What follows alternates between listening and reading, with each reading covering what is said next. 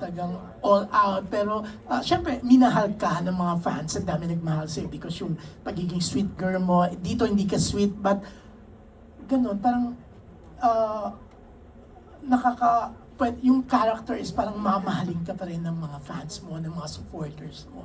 Ang galing mo kasing artista, nakakadala. Oh. Yeah. Ano pong Yeah. Yo, what can you say? Yeah. What can I say? Nako, paano po ba? Alam mo kasi, eto Barbie, aminin Sige ko. po, ano When po I ba saw yun? the trailer, Yes po. sabi ko, my gosh, magagastosan na naman ako. Ay, talaga! Dahil magpapa-block screening po Oo. ba kayo? Alam mo naman, pag magandang projects mo, di ba, nagpapa-black screening ako. Thank you so much So, po. pagmamahal ko sa'yo ever since, alam mo Love yan. you. Eto, nakita ko, gas worth it, magugustuhan ng mga friends ko, ng mga alta din. Ay, thank you Tsaka, po. feeling ko kahit sila Rupa, they will attend dahil you're so close to Rupa. Diba? Yes po. Ang ganda. Oo, Salamat. trailer pa lang talagang ang bongga, di ba? Salamat po, Tito June. Grabe, maraming salamat. Lagi po yan talaga sa lahat po ng naging pelikula ko. Very supportive po talaga si Tito June. Very close to my family din po kasi. You're so good eh. You're so good, di ba? Parang for a Barbie Fortesa to say those words, di ba? Parang hindi mo ma-imagine, pero nagugustuhan mo, di ba? Kasi kung iba yan, baka nakaka-turn off, di ba? Pero ikaw, dahil magaling kang artista, dala mo, di ba? Ang bongga, di ba? Thank you po. Siguro po, what I have to say to that is,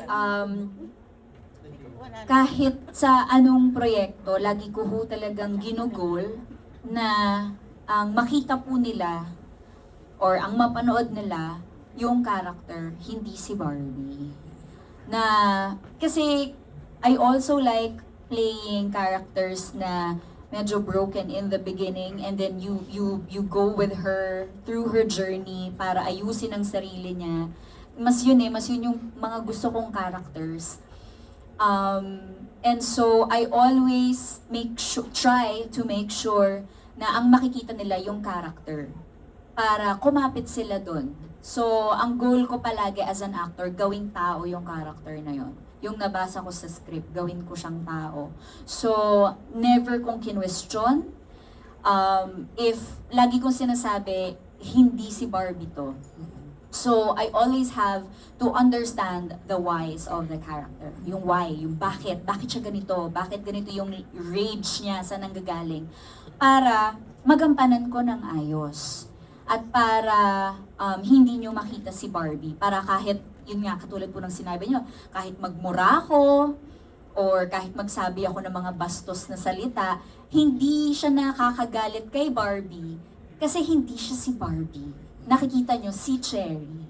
And you feel for her. Kasi alam nyo kung saan siya galing, nahuli niya yung asawa niya. So, gets nyo yung wrath, yung level of rage niya, ganyan. So, I guess yun po, Tito June. Thank you po ulit. And siguro nga,